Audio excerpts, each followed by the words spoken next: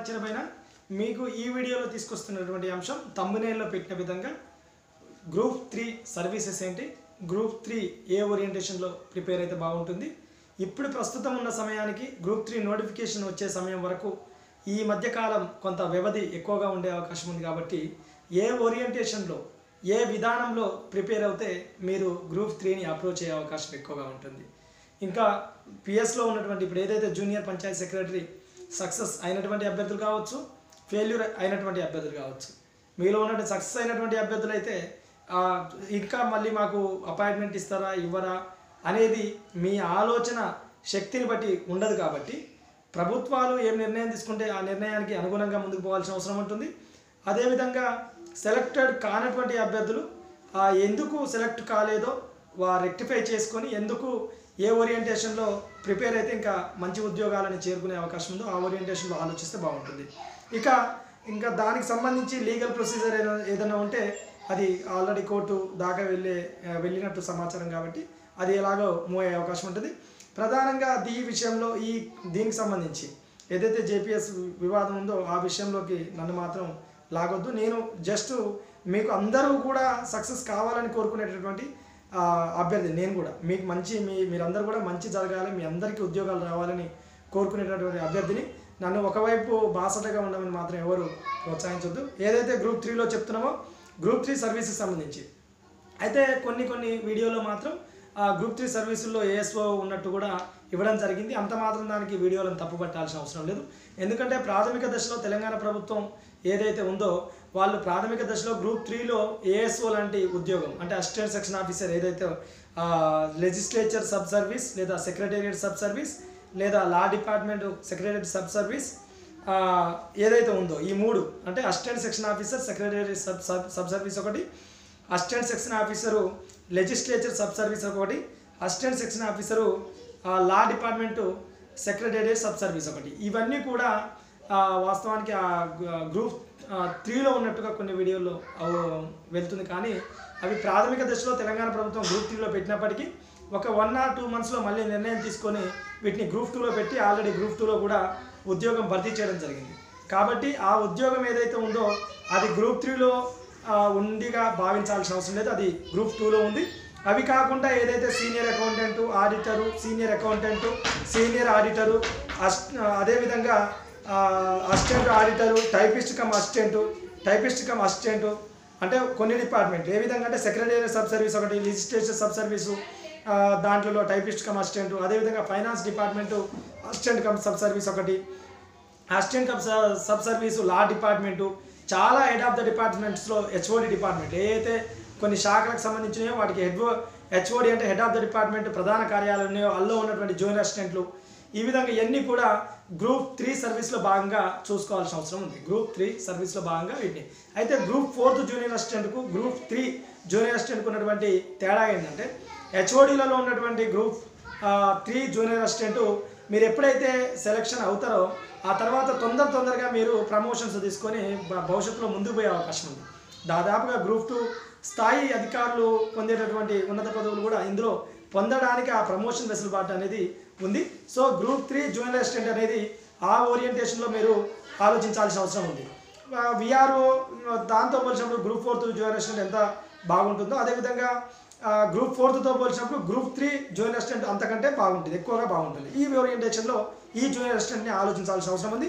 అదేవిధంగా కొన్ని junior accountant చాలా వరకు జనరల్ డిగ్రీ బేస్లోనే జరుగుతాయి. కొన్ని పోస్టులు మాత్రం ఇతరితలు ఉన్నాయి, వాటిని గురించి మీరు ఆలోచించాల్సిన అవసరం లేదు. స్పెసిఫిక్ పోస్ట్ ఏమైనా ఉంటే ఉండొచ్చు, 1-2 బీకామ్ సంబంధించి. సో దాదాపుగా జనరల్ డిగ్రీ ఓరియంటేషన్లో చదివేటటువంటి ఉద్యోగాలు ఎక్కువనే కాబట్టి మీరు ఆ ఓరియంటేషన్లో మాత్రమే దీన్ని ఆలోచించాల్సిన అవసరం ఉంది. ఇక గ్రూప్ 3ని ఎలా అప్రోచ్ అయితే బాగుంటుందనేది చూద్దాం ఒకసారి. గ్రూప్ 3ని ఎలా అప్రోచ్ అయితే బాగుంటుంది, ఎందుకంటే సమయం కూడా ఉంది. మీరు ఇక జరిగిపోయిన విషయాన్ని గురించి ఆలోచించకండి. జేపీఎస్లో సక్సెస్ రానియండి, ఫెయిల్యూరే రానియండి, ఆ విషయాలను పక్కకు పెట్టి ఏ ఓరియంటేషన్లో చదివితే మూవ్ అవుతాం, ఏ విధంగా చదివితే మూవ్ అవుతాం అనే ఆలోచన విధానాన్ని మీరు విశ్లేషించుకోండి. ఎందుకు జేపీఎస్ లాంటి ఉద్యోగాల్లో కూడా చాలామంది సీనియర్ ఆస్పిరెంట్స్ ఫెయిల్యూర్ అయినట్టు సమాచారం. ఎందుకు ఫెయిల్యూర్ అయినరో మీ యొక్క అంతరాత్మ పరిశీలన చేసుకోండి. సక్సెస్ ఎందుకు కాలేకపోయారో, సక్సెస్ అయినటువంటి అభ్యర్థులు ఎందుకు సక్సెస్ అవుతారో ఒక్కసారి ఆలోచించండి. దాని వెనకాల స్మార్ట్ వర్క్ అనేది ఒకటి ఉంటుంది.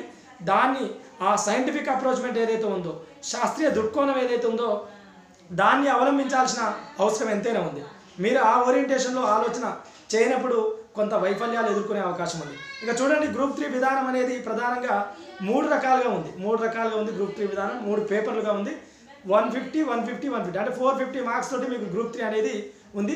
ఇది అత్యంత తొందరలో కూడా పరిశీలనలో ఉంది. అత్యంత తొందరలో కూడా నోటిఫికేషన్ వచ్చే అవకాశం ఉంది.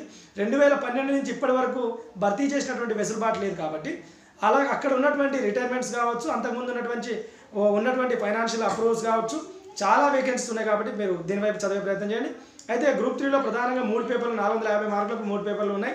ఇప్పుడున్న ప్రస్తుత సమయానికి మీరు ఆప్షనల్ పేపర్ని ఎన్నుకొని చదివితే బాగుంటుంది. ఆప్షనల్ పేపర్ని అంటే ఏదైతే first paper general studies, second paper చరిత్ర పాలిటీ సొసైటీ, థర్డ్ పేపరు ఆర్థిక వ్యవస్థ. థర్డ్ పేపర్ వచ్చేసి ఆర్థిక వ్యవస్థ, ఎకానమీ అంటున్నాము. అది దాంట్లో ప్రధానంగా Indian economy, Telangana economy, economic challenges and developments ఏవైతే ఉన్నాయో, అంటే డెవలప్మెంట్ అంటే అభివృద్ధి సవాళ్ళు, ఆ పేపర్ని చదవాల్సిన అవసరం ఉంది. 50, 50, 50, 150 అంటే తెలంగాణ ఎకానమీకి ఒక 50 మార్కులు, భారత ఆర్థిక వ్యవస్థకు ఒక 50 మార్కులు, ఆర్థిక వ్యవస్థ సంబంధించి అభివృద్ధి సవాళ్ళ మీద ఒక 50 మార్కులు, 3 కలిపి 150 మార్కులకు ఉంది. అదేవిధంగా పేపర్ 2 వచ్చేసి 150 మార్కులు అంటున్నాం. తెలంగాణ చరిత్రకు సంబంధించి తెలంగాణ ఉద్యమ చరిత్ర గ్రూప్ 3లో లేదు.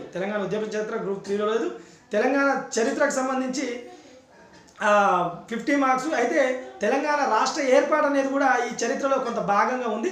సో ఒక స్మార్ట్ వర్క్ విధానంలో కొంత చూడాల్సిన అవసరం మాత్రం ఉంటుంది. తెలంగాణ చరిత్రని, తెలంగాణ ఉద్యమ చరిత్ర మాత్రం కొంత చూడాల్సిన అవసరం ఉంటుంది. స్పెసిఫిక్గా గ్రూప్ 2లో ఏదైతే ఉందో పేపర్ 150 మార్క్స్ అంత ఓరియంటేషన్లో లేదు. 50 మార్క్స్ ఓరియంటేషన్లోనే చరిత్ర, ఉద్యమ చరిత్ర 2 మిళితమై ఉన్నాయి. కాబట్టి స్మార్ట్ వర్క్గా ఉద్యమ చరిత్రను చూసుకుంటే సరిపోతుంది. 50 మార్క్స్. అదేవిధంగా 50 మార్క్స్ పాలిటీ, 50 మార్క్స్ సోషియాలజీ. ఈ 3 50 కలిస్తే 150. ఇది సెకండ్ పేపర్. ఇలాగ ఎకానమీ చెప్పినాం, థర్డ్ పేపరు, ఇది సెకండ్ పేపరు. ఇక జనరల్ స్టడీస్ అనేది సర్వసాధారణం. అది అదొక ప్రవాహం లాంటిది, అదొక ఫ్లో మాదిరి. ఇది మాత్రం స్టాక్ మాదిరి. ఏదైతే ఆప్షనల్ పేపర్స్ ఉండో ఇది స్టాక్. ఇది ఎగ్జామ్ ముందర చదవాల్సిన అవసరం ఉంటుంది. కాబట్టి మీరు జనరల్ స్టడీస్ అనేది దాదాపుగా మీకు వెసులుబాటు ఉంటుంది, అవకాశం ఉంటుంది. మీరు ఎప్పుడు చదువుతూనే కంటిన్యూస్ ప్రిపరేషన్ చేయాల్సిన అవసరం ఉంది. ఇవి మాత్రం స్టాక్ మాదిరిగా వీటిని ఒడిసి పట్టాల్సిన అవసరం ఉంటుంది. ఇప్పుడు గ్రూప్ 3 అంటారు కాబట్టి ఇన్ని రోజులు ఆల్రెడీ ఫ్లో మాదిరిగా జిఎస్ ప్రిపరేషన్లో ఉన్నారు కాబట్టి ఇప్పుడు స్టాక్గా ఆప్షనల్ పేపర్ని చదవాల్సిన అవసరం ఉంది. సో పాలిటీ కానీ, ఇంకా అదేవిధంగా సోషియాలజీ కానీ, తెలంగాణ చరిత్ర కానీ 150, ఎకానమీకి సంబంధించిన 3 పార్ట్లు అది కూడా 150 మార్కులకు చదవాల్సిన అవసరం ఉంటుంది. ఇంకా జనరల్ స్టడీస్ సంబంధించి 150 మార్కులు. సో ఇది అండి గ్రూప్ 3కి సంబంధించిన పేపర్ విధానం. ఇంకా ఏ ఓరియంటేషన్లో చదవాలి, ఏ విధంగా చదవాలి, స్టెప్ బై స్టెప్ ఎట్లా చదవాలి అనేది మీ ముందుకు తీసుకొచ్చే ప్రయత్నం చేస్తాం. మరిన్ని మంచి వీడియోలతో, మరింత మంచి సమాచారంతో మీ ముందుకు ఎప్పటికప్పుడు వీడియోలు తీసుకొస్తూ మీకు అతి చేరువగా సబ్జెక్ట్ని చేరవేసే ప్రయత్నం చేస్తాం. ఇది మీ బాలాచరమైన. అయితే ఇంకొక చిన్న విషయం తెలుసుకుందాం. ఇంకో చిన్న విషయం ఏంటంటే చదివేటప్పుడు ఆ పుస్తకాల ఎంపిక అనేది కరెక్ట్గా తీసుకునే ప్రయత్నం చేయండి. ఎందుకంటే ఎప్పుడో ఉన్నటువంటి స్టాకు ఆ పేపర్స్ ఆ మెటీరియల్ మీరు చదవడం వల్ల కొంత దాంట్లో ఈ కరెంటు సైంటిఫిక్ అప్రోచ్మెంట్కు సంబంధించిన ఏ అంశాలు ఉంటాయో, కరెంట్ ఇష్యూస్ ఏదైతే ఉంటాయో ఆ 20% మీకు మిస్ అయ్యే అవకాశం ఉంటుంది. కాబట్టి ఒకవేళ పాత పుస్తకాల చదువు మీరు చదివినప్పటికీ కూడా current economy, current polity, current history ఆ ఓరియంటేషన్లో చదివే ప్రయత్నం చేయండి. Current economy, current polity, current history ఆ ఓరియంటేషన్. అంటే సో ఎప్పుడైనా పుస్తకం 80% సబ్జెక్ట్ ఉంటే, ఏ ఎక్స్పర్ట్ అయినా పుస్తకం తయారు చేయనియండి. ఆ పుస్తకంలో 80% సబ్జెక్ట్ ఉంటే ఒక 20% మాత్రం మీరు ఈ 20% కూడా ఈ కరెంట్ ఇష్యూస్ ఏదైతే ఉందో అది ఆ కాంటెంట్ వైపు, సైంటిఫిక్ అప్రోచ్మెంట్ అంటున్నాం కదా, కరెంటుగా వచ్చేటటువంటి విషయాల వైపు చదవాల్సిన అవసరం ఉంటుంది. ఓకేనా? ఇది అండి. ఇంకా గ్రూప్ 3కి సంబంధించి ఇక ఇది జేపీఎస్ అభ్యర్థులు ఎవరు కూడా బాధపడద్దు. మీరు సక్సెస్ అనేది వస్తుంది. ఇంకా లీగల్ ప్రొసీజర్ అనేది కూడా అది కంటిన్యూ అవుతుంది. అది ఏం జరగాలో అది జరుగుతుంది. కాకపోతే సక్సెస్ అయినటువంటి అభ్యర్థులు కానీ, సక్సెస్ కాబోతున్నటువంటి అభ్యర్థులు కానీ ఏదైనా ఎవరైనా ఇక మీరు మళ్ళీ కొత్త నోటిఫికేషన్ కోసం ప్రిపరేషన్ స్టార్ట్ చేయండి. ఊకే దాని గురించి చర్చలు కాకుండా జరిగే కార్యక్రమం, జరిగే విషయాలు ఏదైనా ఉంటే జరుగుతూనే ఉంటుంది. ఇది వీడియోకి సంబంధించిన పూర్తి సమాచారం. ఇంకా మరిన్ని మంచి వీడియోలతో, మరింత మంచి సమాచారంతో మీ ముందుకు వచ్చే ప్రయత్నం చేస్తాం. అప్పటి వరకు ఉంటా అండి. ఇది మీ బాలాజీ చిరబైన.